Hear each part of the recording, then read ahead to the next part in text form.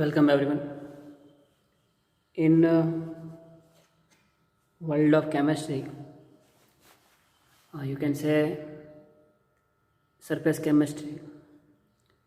Surface chemistry ની અંદર we are see the Freundlich adsorption isotherm, then Langmuir adsorption isotherm, and deriving such a equation regarding the surface adsorption, you can say solid પદાર્થ પર gaseous પદાર્થનું અતિશોષણ માટેનું જે સમીકરણ છે according to Freundlich adsorption isotherm we are deriving, and then give the explanation regarding the Langmuir adsorption isotherm, in which we are say that there is no any you can say Langmuir adsorption is based on the chemical chemisorption अथवा तो chemical adsorption, and જે આપણી ધારણા હતી કે ત્યારથી make multi layers when gaseous or any other state like a liquid are અધિશોષિત પામે જ્યારે ઘન પદાર્થની સપાટી ઉપર ત્યારે જે મલ્ટીલેયર બને છે સોરી એ વાત સાચી, પણ એક જાડું સ્તર રચાય છે, માન્યતા આપણી ખોટી પડી હતી. And then after see the some successful point of Langmuir adsorption isotherm and some drawback of Langmuir adsorption isotherm. So આ બે વૈજ્ઞાનિકોએ અધિશોષણની અંદર બહુ જ આગવું મહત્ત્વ ધરાવતા. Then in today's session, આજના સેશનની અંદર આપણે we are see the correlation between the thermodynamics and surface chemistry. What is the thermodynamics? Thermodynamics means there is a study of motion. You can say study of motion. In earlier topic we are see the lots of informations regarding the thermodynamics. So thermodynamics, it means the study of motion. So thermodynamics and surface chemistry, yes, how they are correlated with each other. So you can say there is some correlation of thermodynamics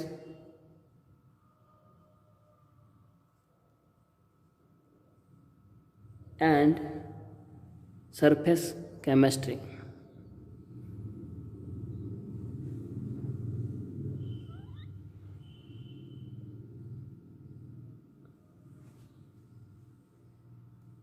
Correlation of thermodynamics and surface chemistry.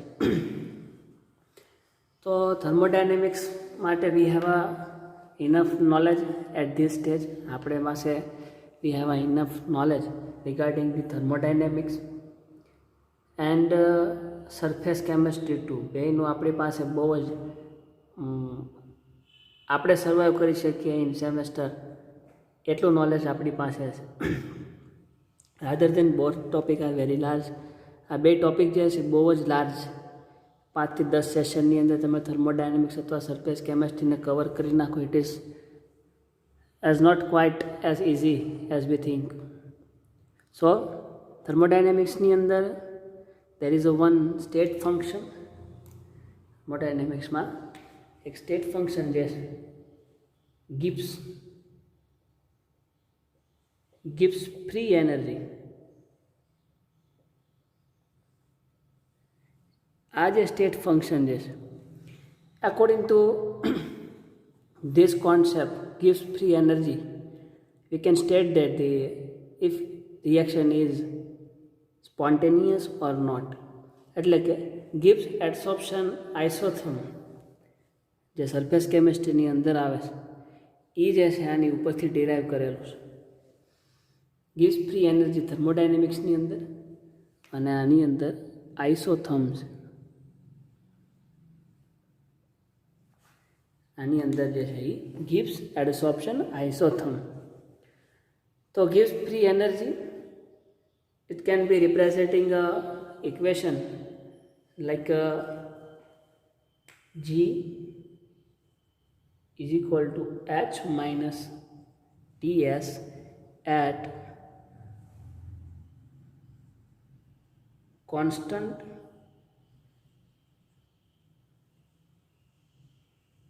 temperature. At constant temperature, this is one of the state function. તો આની exact value તો આપણે find નથી કરી શકતા, but if you have to calculate the value of G, then you have a value like enthalpy and entropy. So આપણને આની exact value નહીં મળે, but we can calculate change in free energy. So this equation might be like delta G is equal to delta H minus T delta S. Here is temperature is constant, so there is a no change in temperature. So with the help of this equation, આ ઇક્વેશનની મદદથી આપણે change in the free energy મેળવી શકીએ છીએ. Okay, તો બીજું, according to our thermodynamics knowledge, here if we are get the delta G is negative, એટલે કે delta G જે છે એ જો આપણને નેગેટિવ મળે, પછી delta G જે છે એ આપણને પોઝિટિવ મળે, અથવા delta G is equal to આપણને 0 મળે, તો રાસાયણિક પ્રક્રિયાની સ્પોન્ટેનિટી જે છે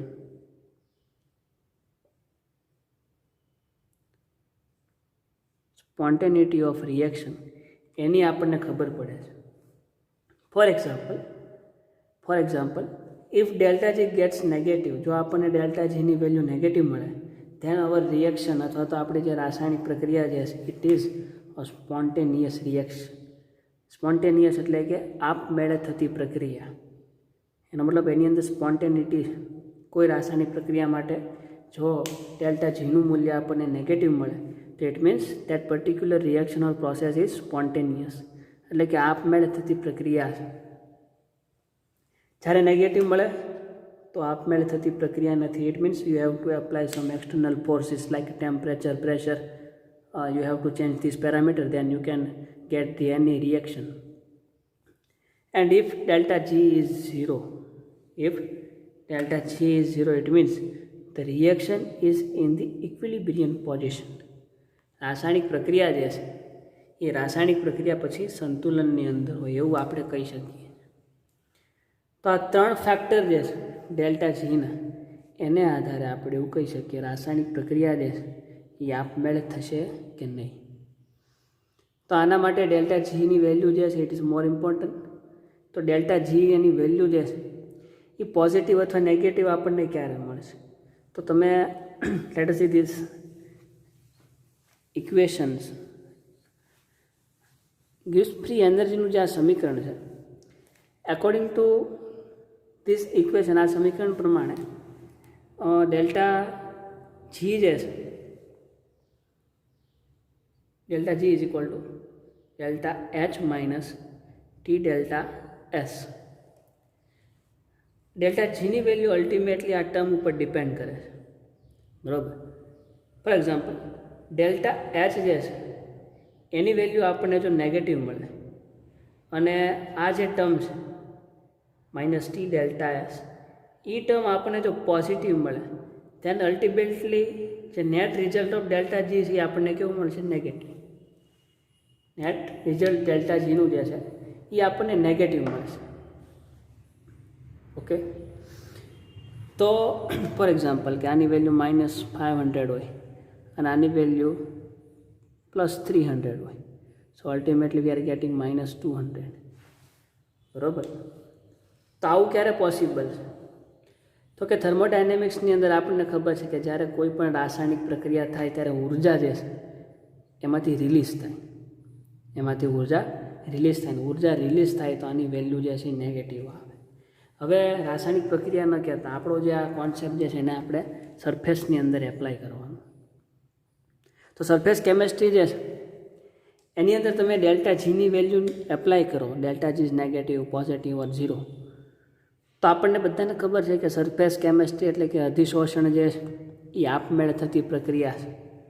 ફોર એક્ઝામ્પલ તમે અહીંયા ચારકોલનો પીસ આ રીતે મૂકી દો અને આ for example this is a charcoal piece. આ ચારકોલ પીસ ઉપર એટમોસ્ફિયરના જે વાયુઓ જે છે એ પોતાની જાતે અહીંયા અધિશોષણ પામે છે. આપણે એને ફોર્સફુલી એપ્લાય નથી કરવા પડતા અહીંયા, પણ they are absorb it own self, એટલે એની જાતે આની ઉપર અધિશોષણ પામે છે. તો એ તો આપણને ખબર છે કે આપણી પ્રક્રિયા જે છે અધિશોષણની એ પ્રક્રિયા કેવી છે, તો કે સ્પોન્ટેનિયસ એટલે કે આપમેળે થતી પ્રક્રિયા છે. એની અંદર જીની વેલ્યુ જો નેગેટિવ આવે તો જીની વેલ્યુ નેગેટિવ ક્યારે આવે, તો એના માટેના 2 પેરામીટર્સ, આ વેરી સિમ્પલ મેથેમેટિકલ સ્ટેપ્સ, કે જો ડેલ્ટા એચ આપણે જ્યારે ઘન પદાર્થની સપાટી જે એની ઉપર અહીંયા અધિશોષણ થાય છે ત્યારે એનર્જી જે છે એ રિલીઝ થાય છે, મુક્ત થાય છે. જો એનર્જી રિલીઝ થતી હોય એટલે કે મુક્ત થતી હોય તો એની વેલ્યુ જે છે એ આપણને કેવી મળે છે, negative. So here H is negative because here is exothermic reaction is happen. બરાબર, ઉષ્મા જે છે અહીંયા રિલીઝ થાય છે. That's V are gating energy Q is negative, આપણને અહીંયા માઇનસ મળે છે. ડેલ્ટા એસ એન્ટ્રોપી, એન્ટ્રોપી એટલે કે અવ્યવસ્થા. જ્યાં સુધી આ બધા મોલેક્યુલ્સ હવામાં ફરતા હશે આ રીતે, ત્યારે એની એન્ટ્રોપી કેવી હશે, વધારે. એની એન્ટ્રોપી વધારે હશે when they are in atmosphere, ATM. એટમોસ્ફિયરની અંદર જ્યારે હશે ત્યારે એની એનર્જી જે છે એટલે કે અવ્યવસ્થા, રેન્ડમનેસ એ વધારે છે.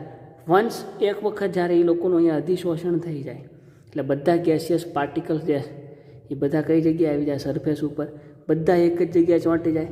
તો હવે આની એન્ટ્રોપી કેવી થઈ જાય, ઘટે. હવે આની એન્ટ્રોપી જે છે એ ઘટે. એન્ટ્રોપી વધારે ત્યારે મૂલ્ય પોઝિટિવ આવે, એન્ટ્રોપી ઓછી હોય ત્યારે મૂલ્ય નેગેટિવ આવે.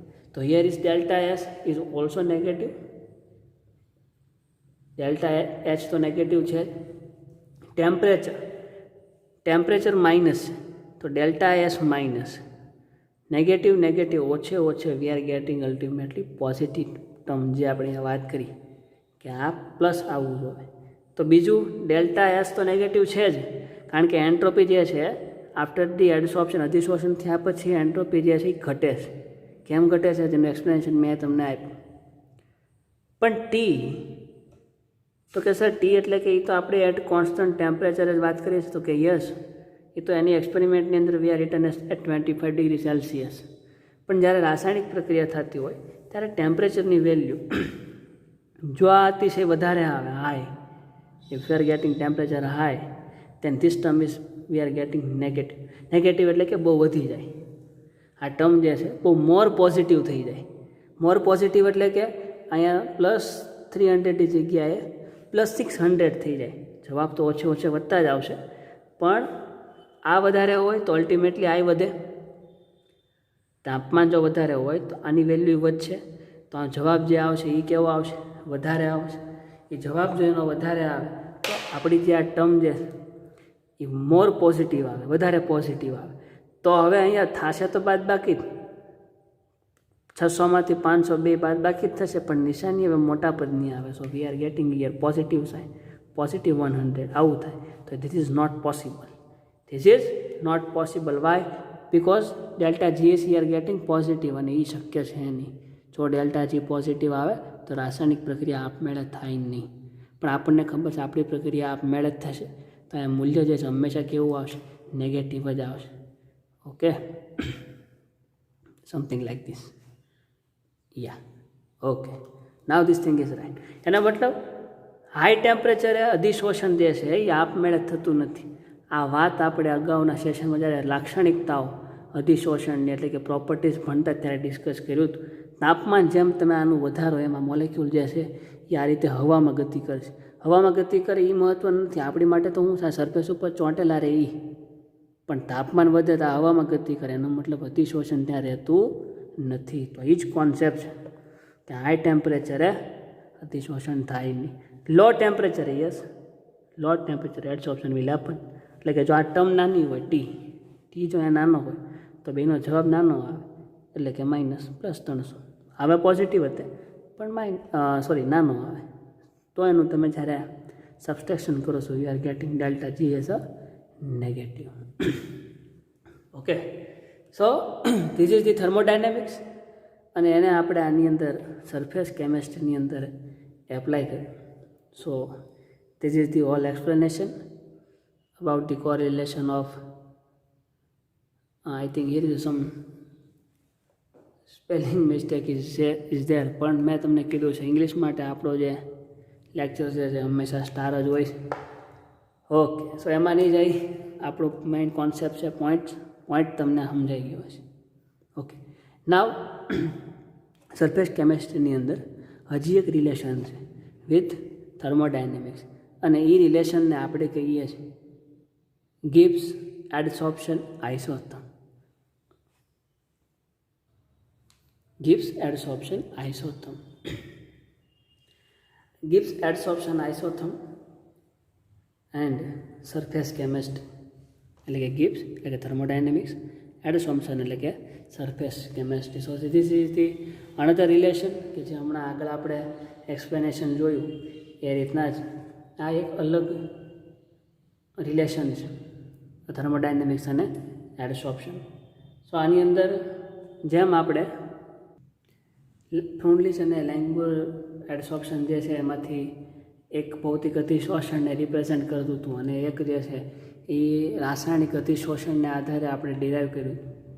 એમ આ જે ગિબ્સ એડસોર્પ્શન આઇસોથર્મ જે છે એ એનો જે કોન્સેપ્ટ અથવા તો એનો જે મેઇન બેઝ અથવા તો આધાર જે છે એ પહેલો તો છે અધિશોષણ એટલે કે એડસોર્પ્શન્સ.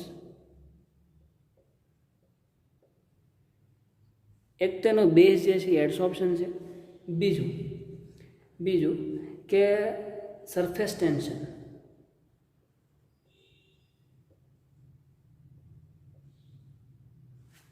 આ જે બેઝ જે છે એ ગિબ્સ એડસોર્પ્શન આઇસોથર્મનો બેઝ છે. એનો મતલબ એડસોર્પ્શનનો કોન્સેપ્ટ આપણને ક્લિયર છે. સરફેસ ટેન્શનને ગુજરાતીની અંદર પૃષ્ઠતાણ એવું કહેવાય, એને પૃષ્ઠતાણ એવું કહેવાય.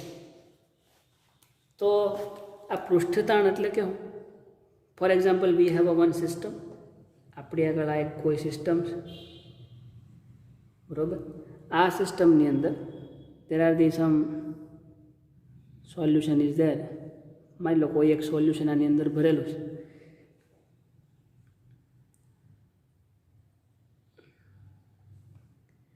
તો આ સપાટી અહીંયા સુધી છે, આની ઉપર કોઈ એક ઇમેજિનરી લાઇન આપણે કલ્પીએ અને suppose there is a one point here, કોઈ એક પોઈન્ટ અહીંયા છે. તો આ પોઈન્ટ જે છે પોઈન્ટ ઉપર વાતાવરણના પણ દબાણ લાગતું હશે, પ્લસ અંદર જે મોલેક્યુલ્સ રહેલા છે એના લીધે આ મોલેક્યુલ જે છે આમ અંદર પણ પ્રેશરાઇઝ થતો હશે આ રીતે.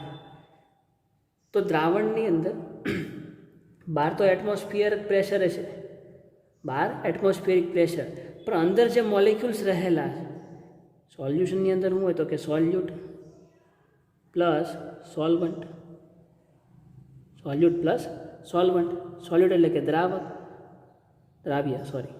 સોલ્યુટ એટલે કે દ્રાવ્ય, સોલ્વન્ટ એટલે કે દ્રાવક.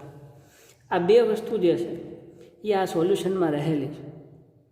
તો જે આ સોલ્યુટના મોલેક્યુલ્સ છે, દ્રાવ્યના મોલેક્યુલ્સ, કોઈ એક મોલેક્યુલ છે એની ઉપર આ જે રીતે પ્રેશર થાય છે અંદરની બાજુ ઉપરની બાજુ, એને લીધે આ જે ઇમેજિનરી લાઇન આપણે જે કલ્પી છે એની ઉપર એ પોઈન્ટ ઉપર તાણ ઉત્પન્ન થાય છે. એ તાણને આપણે કેમેસ્ટ્રીમાં સરફેસ ટેન્શન એટલે કે પૃષ્ઠતાણ એટલે કે પૃષ્ઠ સપાટી, એટલે જે ઇમેજિનરી લાઇન જે છે એ આપણા માટે પૃષ્ઠ સપાટી છે, એની ઉપર જે બળ લાગે, તાણ ઉત્પન્ન થાય એને સરફેસ ટેન્શન કહેવાય છે. એને સરફેસ ટેન્શન કહેવાય. એ જનરલી દ્રાવક સોલ્વન્ટ જે એના પૃષ્ઠતાણમાં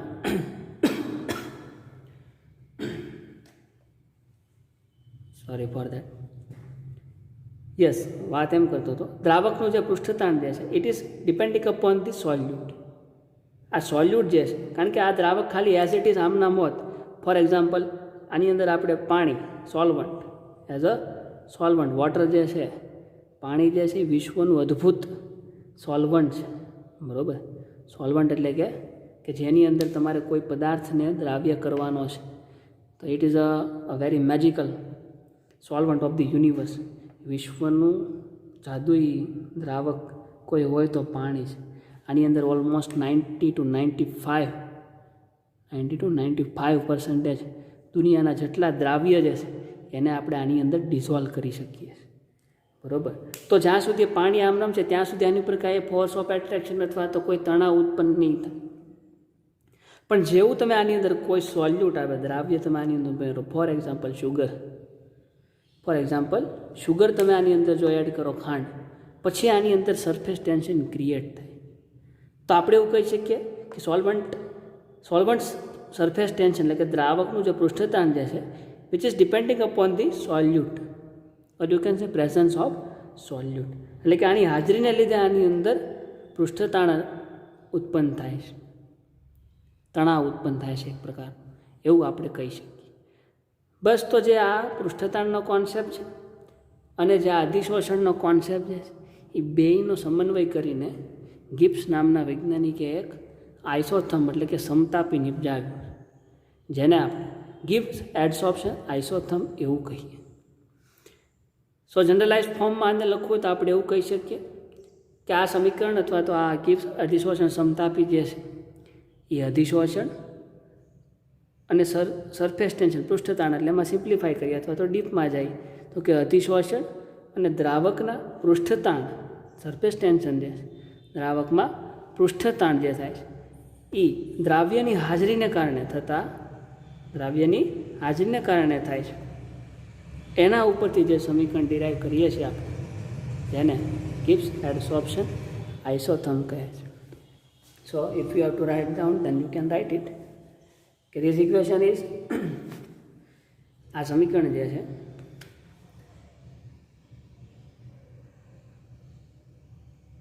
આ સમીકરણ અધિશોષણ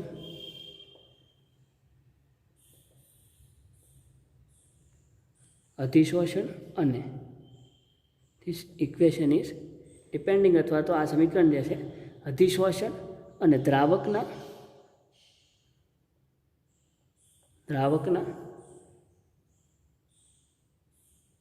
પૃષ્ઠતાણ, દ્રાવકનું પૃષ્ઠતાણ જે છે ચેન્જ થાય છે. આપણે મેં જોયું, મેં કીધું કે આ જ્યાં સુધી પાણી હતું ત્યાં સુધી there is no ચેન્જ, પણ જેવું એની અંદર કોઈ દ્રાવ્ય આવે છે એટલે એનું બિહેવિયર જે છે બદલાઈ જાય છે. તે ક્યારે બદલાય છે તો કે એની અંદર જ્યારે દ્રાવ્યની હાજરી હોય ત્યારે. તો આપણે એવું કહીએ કે દ્રાવકના પૃષ્ઠતાણમાં દ્રાવ્યની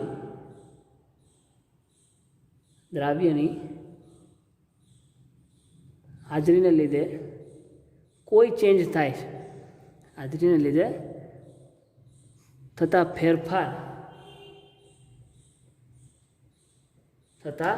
ફેરફાર વચ્ચેનો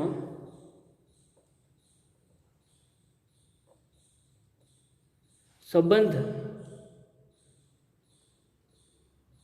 દર્શાવતું સમીકરણ છે, જેને ગિબ્સ એડસોર્પ્શન આઇસોથર્મ એવું કહેવાય. બરાબર. જે આપણે હમણાં ઓલી વાત કરી એને આપણે અહીંયા સ્ટેટમેન્ટ સ્વરૂપે લખી કે અધિશોષણ અને દ્રાવકના પૃષ્ઠતાણમાં દ્રાવ્યની હાજરી, પૃષ્ઠતાણ તો થાય છે ક્યારે તો કે દ્રાવ્ય જ્યારે એમાં પ્રેઝન્સ હોય ત્યારે, બરાબર, ત્યારે એની હાજરીને જે કોઈ એમાં ચેન્જ થાય છે એની વચ્ચેનો સંબંધ, એટલે આ અને અધિશોષણ એનું સમીકરણ જે છે જેને આપણે ગિબ્સ એડસોર્પ્શન આઇસોથર્મ કહીએ. તો એનો મતલબ કે આપણે અધિશોષણની વાત કરવાની છે અને પૃષ્ઠતાણની વાત કરવાની છે. So let us start to derive this equation. So આ ઇક્વેશનને આપણે ડિરાઈવ કરીએ તો કોન્સેપ્ટની શરૂઆત આપણે ગિબ્સ એડસોર્પ્શનથી કરી, એટલે કે થર્મોડાયનેમિક્સથી આપણે શરૂ કર્યું. થર્મોડાયનેમિક્સ પછી કોઈ સિસ્ટમ જે અહીંયા લીધેલી હતી આપણે વાત કરતા હતા, એ system for example 2 component system તરીકે ઓળખાય છે. જ્યારે દ્રાવ્ય અને દ્રાવક સોલ્વન્ટ એની અંદર જ્યારે દ્રાવ્ય ઉમેરેલું ત્યારે ઇટ્સ અ 2 કોમ્પોનન્ટ સિસ્ટમ, અથવા તો કોઈ એવી પ્રણાલી, ગુજરાતીમાં એને દ્વિઘટકીય પ્રણાલી કહેવાય. એ પ્રણાલી માટે ગિબ્સનું સમીકરણ છે આપણી પાસે, જે સમીકરણ આપણે એઝ ઇટ ઇઝ એક્સેપ્ટ કરી લેવાનું કે કોઈ દ્વિઘટકીય પ્રણાલી માટે અથવા તો ટુ કોમ્પોનન્ટ સિસ્ટમ માટે ગિબ્સ સમીકરણ જે એને આપણે કંઈક આવી રીતે રિપ્રેઝેન્ટ કરી શકીએ કે dg is equal to minus S DT plus VDP plus mu dn1 plus mu dn2 plus gamma dA. This is gamma, not R. This is gamma, and this is our equation number 1. So for two component system, એટલે કે દ્વિઘટકીય પ્રણાલી માટે Gibbs adsorption change in free energy, મુક્ત શક્તિનો ફેરફાર જે છે એને આપણે આ રીતે દર્શાવી શકીએ. આ ઇક્વેશનને આપણે એઝ ઇટ ઇઝ એક્સેપ્ટ કરીને મૂવ ઓન થાવ. તો કોઈ પણ સમીકરણ તમે જ્યારે લખો એક્ઝામની અંદર, જ્યારે તમને આ સવાલ પૂછે અને કોઈ પણ સમીકરણ તમે જ્યારે રિટર્ન કરો છો ત્યારે ફર્સ્ટ સ્ટેપ ઇક્વેશન લખ્યા પછી introduce all the terms which are present in given equation. આપણા સમીકરણની અંદર જે ટર્મ આવેલી એ બધાને તમારે મેન્શન કરવી પડે. તો મેન્શન માટે કે જી એટલે કે તો કે change in free energy, you can say G it means મુક્ત ઉર્જા એટલે કે free energy.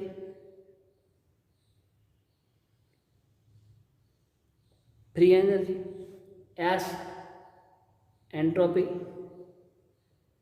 S is the entropy, V is કદ ઓફ સિસ્ટમ, પ્રણાલીનું કદ, T means temperature, P means the દબાણ એટલે કે પ્રેશર, તાપમાન. તમને એમ થશે કે સર તમે ગુજરાતી ઇંગ્લિશ લખો. You see what happen at the UG level એટલે કે બીએસસી લેવલે you are the comes from pass out the 12th science, અને એ સ્પેશિયલી એની અંદર ગુજરાતી મીડિયમ. તમારી જેમ હું ત્યાં આવી રીતના જાઉં છું. પણ once you are gate the MS it comes from the English medium. એટલે કે તમારી ટર્મિનોલોજી જે છે આફ્ટર ધી એમએસસી ચેન્જ થઈ જાય છે. કારણ કે આ એમએસસી જે છે ગુજરાતી મીડિયમના સ્ટુડન્ટ્સ હોય કોઈ પણ હોય એના માટે ઇંગ્લિશમાં જ આવે.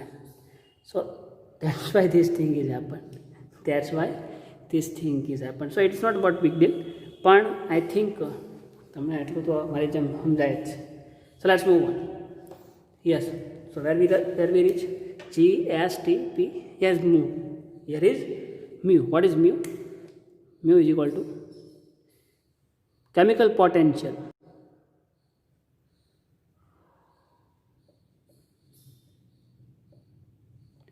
It is chemical potential. રાસાયણિક પોટેન્શિયલ કોનો એ હમણાં આગળ આપણે ચર્ચા કરીએ એટલે આઈડિયા આવશે. n પછી n1 હોય કે n2 હોય ને n is the mole number. Gamma is the surface tension.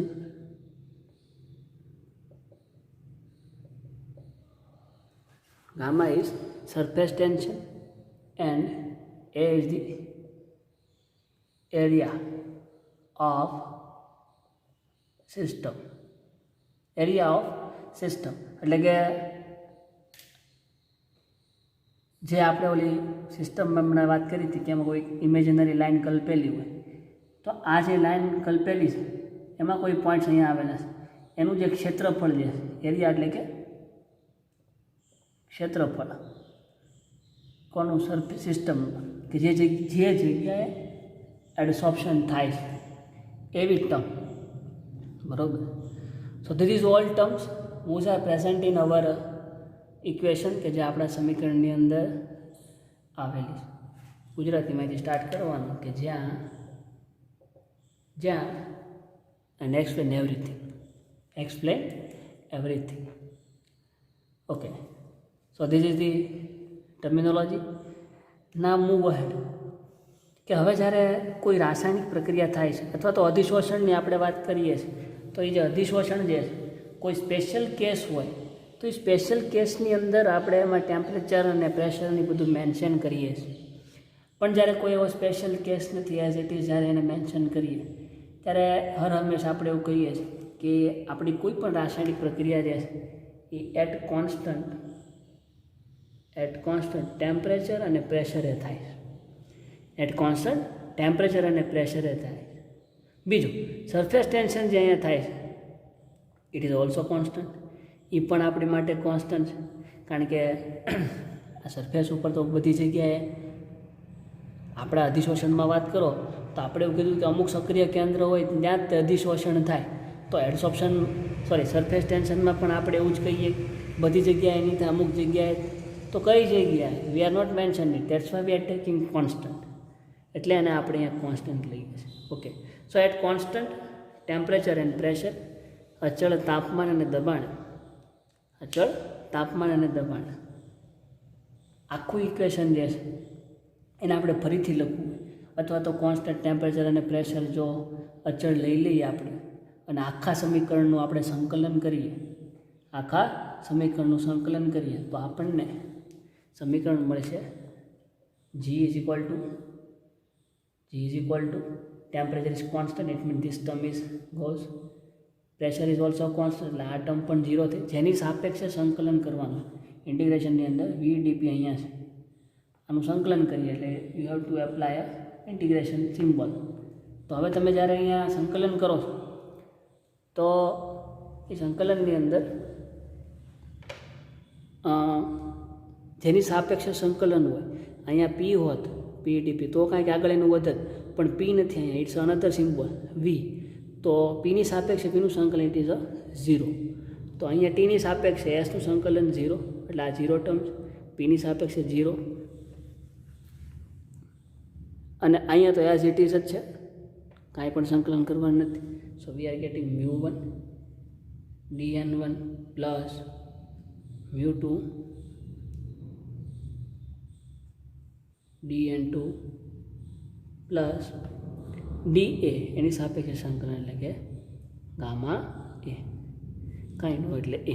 તો તેથી સવાલ equation number 2 at constant temperature and pressure અને ગામા A સંકલન કરેલા we are getting this type of equation.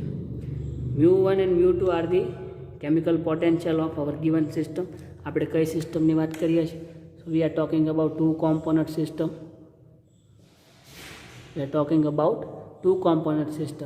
બે કમ્પોનન્ટ સિસ્ટમ માટેનો કેમિકલ પોટેન્શિયલ રાસાયણિક.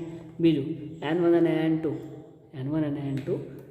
are the N1 and N2 are the number of moles of solvent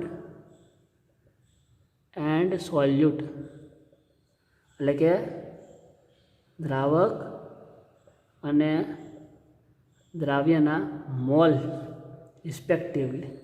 N1 જે છે એ દ્રાવક માટે જે છે અને દ્રાવ્ય માટે N2 છે. દ્રાવ્યના N2, દ્રાવકના N1, એના આપણને મોલ જે છે એ પ્રેઝન્ટ કરે છે, નંબર ઓફ મોલ રિપ્રેઝન્ટ કરે. હવે આ સમીકરણ જે છે એ સમીકરણનું આપણે સંપૂર્ણપણે વિકલન કરવાનું છે, ડિફરન્શિએશન. હવે કોઈ પણ ટર્મ જે છે એનું તમે વિકલન કરો. દાખલા તરીકે આ બે ટર્મ જે છે, ફોર એક્ઝામ્પલ મ્યુ માટે આપણે ધારી લઈએ x, dn માટે આપણે છે y. આનું તમે જ્યારે સંકલન કરો ફોર એક્ઝામ્પલ ટીની સાપેક્ષ અથવા ડિફરન્શિયલની ટર્મ તમે આને એપ્લાય કરો ત્યારે સંકલન આનું x આમ નામ રહે ત્યારે yનું સંકલન થાય છે dy પ્લસ yને આમ નામ રાખો ત્યારે xનું સંકલન થાય dx. આ કંઈક મલ્ટિપ્લિકેશન ઓફ વિકલનમાં મલ્ટિપ્લિકેશનનો કંઈક આવો નિયમ છે મેથ્સની અંદર કે જ્યારે કોઈ બે ટર્મ હોય x અને y એનું તમે જ્યારે વિકલન કરો ત્યારે એક ટર્મ જે છે એ એમ નામ રહે ત્યારે બીજાનું વિકલન થાય પ્લસ બીજી ટર્મ આમ નામ ત્યારે પહેલાંનું વિકલન dx. તો આ જે ફોર્મ્યુલા જે છે આપણે આની અંદર એપ્લાય કરીએ તો આપણને મળશે અહીંયા dg integration of g is dg is equal two અહીંયા μ1 અને dn1 છે. તો પહેલાં આપણે μ1 ને એમનામ રહેવા દઈએ, ત્યારે આનું સંકલન dn1 તો છે જ, પ્લસ n2 આમનામ, ત્યારે μ1નું થશે, સોરી n1 dn1 એમનામ છે, μ1 dn1 પ્લસ n1 આમનામ, ત્યારે આનું સંકલન સોરી વિકલન થાય dμ1 plus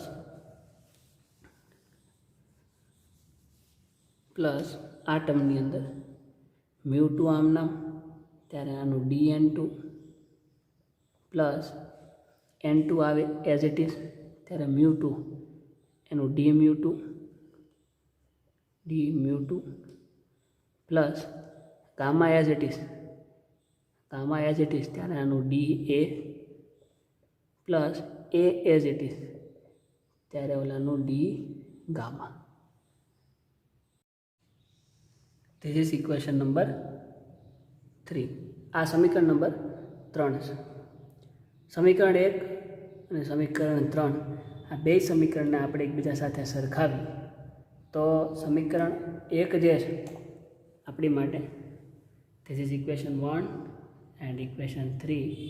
comparing this equation, બે ઇક્વેશનને જો સરખાવીએ તો સમીકરણ 1 છે s dt plus vdp plus μ1 dn1 plus μ2 dn2 plus gamma da is equal to સમીકરણ નંબર 3 આપણી પાસે જે ઇક્વેશન નંબર 3 છે μ1 dn1 પ્લસ, હવે આની અંદર જ્યાં મ્યુવાળા ટર્મ જે છે એને એક સાથે રાખીએ અને એનવાળી ટર્મ જે છે એને એક સાથે રાખીએ, પૃષ્ઠતાણવાળી તો છેલ્લે છે જ, તો μ1 dn1 μ2 dn2 plus n1 dμ1 plus n2 dμ2 plus gamma into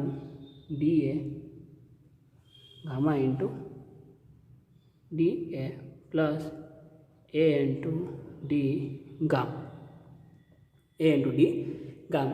એટલે આ સમીકરણને આપણે બેને એકબીજા સાથે સરખાવીએ તો dg બે ઉડી જાય અને આ સમીકરણ એકબીજાના સામે આવે તો બરાબરની આ બાજુ, એટલે આ બાજુ સમાય એમ નથી કારણ કે આપણું બોર્ડ ટૂંકું છે એટલે મેં નીચે લખ્યું, પણ એવું માનો કે બરાબરની આ બાજુ આખી ટર્મ છે તો બરાબરની બે સાઈડ જે ટર્મ અથવા તો જે પદની નિશાની સરખી હોય એ જો આ બાજુ આવે એટલે ચેન્જ થાય, એટલે કે ફોર એક્ઝામ્પલ μ1 dn1 જે એ બરાબરની આ બાજુ આવે તો માઇનસ થઈ જાય, બરાબર, બરાબરની આ બાજુ આવે તો એ માઇનસ થઈ જાય, તો એ ટર્મ જે છે અલ્ટિમેટલી એ આપણી માટે કેવી થઈ જાય, નિગોશિએટેબલ, એટલે કે એને આપણે ઉડાડી શકીએ. તો બરાબરની આ બાજુ જેની નિશાની સરખી હોય એને આપણે ઉડાડી દઈએ તો અહીંયા આપણને મળશે μ1 dn1 બે નિશાની સરખી એટલે બે ઉડી જશે, μ2 dn2 આ બાજુ બરાબરની આ બાજુ આવે આ પદ એટલે માઇનસ થઈ જાય, પ્લસ અને માઇનસ આ બે પણ ઉડી જાય, બરાબર. ગામા ડીએ જે એ પણ અહીંયા ગામા ડીએ એ બે કેન્સલ આઉટ થઈ જાય. ન સમજાય તો તમારે શું કરવાનું, બરાબર છે, બરાબરની આ બાજુ આખું સમીકરણ નીચેનું સ્ટેપ જે છે આગળ લઈ લેવાનું, આ બાજુ બધાની નિશાની બદલાઈ જશે, યુ આર ગેટિંગ અલ્ટિમેટલી 0. તો આટલી ટર્મ જે છે ઉડી કે તો μ1 dn1 કેન્સલ થઈ ગઈ, અહીંથી પણ કેન્સલ થઈ ગઈ, પછી આ μ2 dn2 અહીંયા μ2 dn2 કેન્સલ અને ગામા ડીએ કેન્સલ થઈ ગયા. તો આપણી પાસે વધ્યું શું, વી are gating minus S DT, એને આપણે અહીંયા ઉપર લખી નાખીએ જે વધી એ term.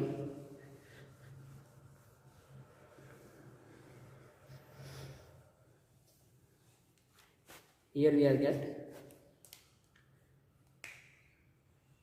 minus SDT plus VDP minus SDT plus VDP is equal to N1 d mu1 plus N2 d mu2 plus a into d gamma આવું સમીકરણ આપણને મળે છે. હવે આનું પૂછી નાખો યસ, તો હવે આ સમીકરણ જે છે અડધા બાજુ છે એવું ન કરતાં બધાને એક સાથે લખી લઈ. આ બે પદ જે છે ને બરાબરની આ બાજુ લઈ જઈએ તો આપણને અહીંયા મળશે n1 d mu1 plus n2 d mu2 plus a into D gamma minus S DT બરાબરની આ બાજુ જાય એટલે માઇનસમાંથી પ્લસ થઈ જશે પ્લસ એસ ડીટી અને આ પ્લસ છે આ બાજુ જાય બરાબરની એટલે માઇનસ થઈ જાય minus VDP is equal to 0. This is our equation number 4.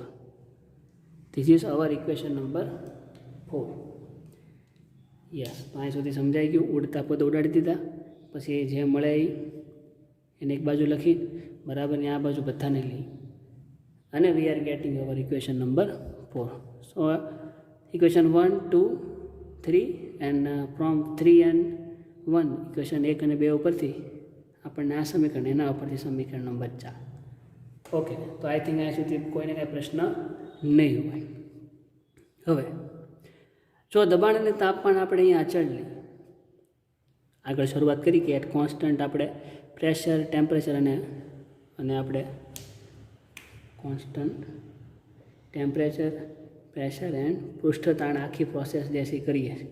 કોના માટે? 2 કમ્પોનન્ટ સિસ્ટમ માટે, દ્વિઘટકીય પ્રણાલી માટે.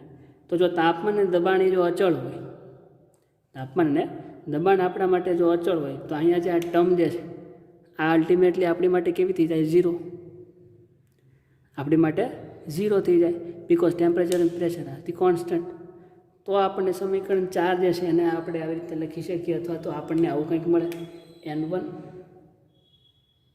d mu1 plus n2 d mu2 plus a into D gamma. Yes my dear, આ ગામા છે, D gamma is equal to 0. This is our another equation. Okay, તાપમાન અને દબાણ જે છે, તાપમાન દબાણ આપણા માટે અચળ હોય તો આ ટર્મ જે છે આપણી માટે અલ્ટિમેટલી કેવી થઈ જાય? આખી 0. તો આના બરાબર 0, આના બરાબર 0, 0 માઇનસ 0 0. તો આ ટર્મ જે ખાલી વધે એના બરાબર આપણે 0 લખી શકીએ. હવે જે આપણી સિસ્ટમ છે દ્વિઘટકીય પ્રણાલી, એને આપણે 2 પોર્શનમાં વિભાજિત કરી શકીએ. કઈ રીતે 2 પોર્શનમાં વિભાજિત? તો જે પૃષ્ઠતાણનો કોન્સેપ્ટ જે છે એ પૃષ્ઠતાણના કોન્સેપ્ટમાં મેં તમને એવું કીધું કે કોઈ દ્રાવણ આની અંદર ભરેલું છે, એ દ્રાવણની સપાટી પર આવી કોઈ ઇમેજિનરી એક લાઇન છે, એમાં એક પોઈન્ટ આવેલું છે, એના ઉપર આઉટર ફોર્સ અને ઇન્ટર ફોર્સ જે છે એ લાગતા હોય છે અને આખી સમગ્ર ઘટનાને સરફેસ ટેન્શન કહેવાય. તો જો કોઈ એક પોઈન્ટ આ ઇમેજનરી લાઇન ઉપર હશે, એવા ઘણા બધા પોઈન્ટ આની અંદર પણ હશે, એની ઉપર પણ એવું કોઈ પૃષ્ઠતાણ લાગતું હશે. કારણ કે હવે માનો કે આપણે આની અંદર વ્યા જઈએ થોડાક ડીપમાં, આને ઝૂમ કરી દઈએ, કેમ તમારે ફોનમાં ઝૂમ થાય એમ માનો આ ઇમેજ ઝૂમ થઈ ગઈ એટલે તમને હવે આ આખી પ્રણાલી જે છે આવી રીતના દેખાશે. હવે સપોઝ એની અંદર કંઈક અહીંયા પોઈન્ટ છે, મોલેક્યુલ્સ, તો આ મોલેક્યુલ ઉપર આ બાજુથી ઉપરની દિશાએથી આ રીતે ને આ રીતે એવા કોઈ ફોર્સ લાગતા હશે તો કે યસ. તો સેમ થિંગ ઇઝ હેપન, જેમ અહીંયા સપાટી ઉપર થતું હતું એમ અહીંયા પ્રણાલીની અંદર થાય છે. જે કોઈ પોઈન્ટ અહીંયા છે, આપણે આ પોઈન્ટની વાત કરીએ, આને આપણે આમ ઝૂમ કરીએ, જેમ તમે તમારા એન્ડ્રોઈડ ફોનની અંદર ઇમેજને આમ ઝૂમ કરો તો પછી આવું દેખાય. માનો કે આને ઝૂમ કર્યું એટલે અહીંયા આવી ગયા, એમાં કોઈ એક આવો પોઈન્ટ હશે, એની ઉપર આ રીતના પણ ફોર્સ લાગતા હશે, તો ત્યાં પણ પૃષ્ઠતાણ જોવા મળે છે ને અહીંયા. તો જે હવે આખી આપણી સિસ્ટમ જે છે એને આપણે આવા 2 ભાગમાં વેચીએ કે એક પૃષ્ઠતાણ અથવા તો એક ઘટના જે એ સપાટી ઉપર થાય છે અને એક જે ઘટના જે છે એ સમગ્ર પ્રણાલીમાં એટલે કે પ્રણાલીની અંદર થાય છે. બરાબર? તો એના માટે કે જ્યારે સપાટી ઉપર જ્યારે પૃષ્ઠતાણ થાય, 2 ભાગ આપણે જે લઈએ છીએ, પહેલો જે છે એ માત્ર સપાટી ઉપર એટલે કે ઓન ધી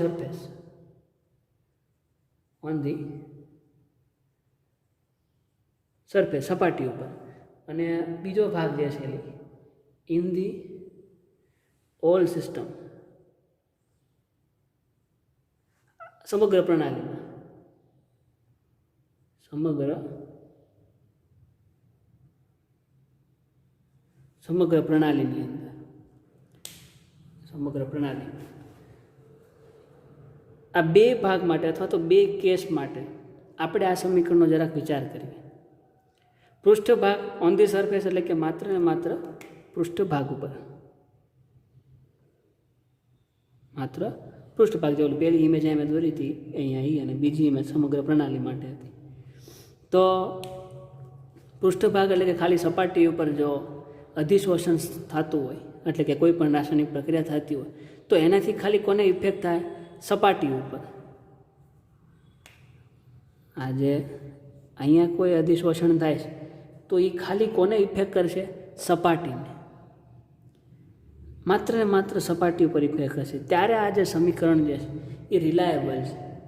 ત્યારે ઇક્વેશન જે આ 5 જે છે એ રિલાયેબલ છે, કારણ કે ચેન્જ ઇન ધી પોટેન્શિયલ જ છે માત્ર. બાકી જો નંબર ઓફ મોલ્સ કોન્સ્ટન્ટ છે એટલે અહીંયા એક જ મોલ લીધેલો છે, દેટ્સ વાય ઇટ્સ કોન્સ્ટન્ટ. તો આપણે એવું કહીએ કે N1 અને N2 is equal two 1 for example, અથવા તો કોન્સ્ટન્ટ. ત્યારે જ આપણે એવું કહેવાય કે ખાલી સપાટી ઉપર કોઈ એક અણુ છે. તમે સમગ્ર પ્રણાલીમાં જો વાત કરતા હો તો ત્યાં એક અણુ નથી, તો ત્યાં large number of molecules are present. પણ જ્યારે સપાટી પર વાત કરો છો ત્યારે યુ કેન સે N1 અને N2 આર કોન્સ્ટન્ટ અથવા તો એક. અને એરિયા તો ખાલી એટલો જ છે. તો તમે જ્યારે ઓન ધી સરફેસ વાત કરતા હો કે ખાલી પૃષ્ઠભાગ ઉપર વાત કરતા હો, at that time this equation is more reliable. આ ઇક્વેશન જે છે એ રિલાયેબલ છે. બીજો કેસ જે છે ઇન ધી હોલ સિસ્ટમ એટલે આખી પ્રણાલીની અંદર. તો આખી પ્રણાલીની અંદર જ્યારે આ ઘટના ઘટે તો એના પર કંઈક ફોર્સ ઓફ એટ્રેક્શન લાગતા હશે. તો એનાથી શું થાય? મોલેક્યુલ જ્યારે અહીંયા પ્રેઝન્ટ છે, એ મોલેક્યુલ જ્યારે અહીંયા પ્રેઝન્ટ હોય ત્યારે એ મોલેક્યુલ ઉપર આપણે એવું કહીએ કે આ સમગ્ર પ્રણાલી જે છે એમાં કોઈ એક અહીંયા પોઈન્ટ છે. તો આ પોઈન્ટ ઉપર મોલેક્યુલ્સ અંદર જે છે મોશન, ગતિમાં છે.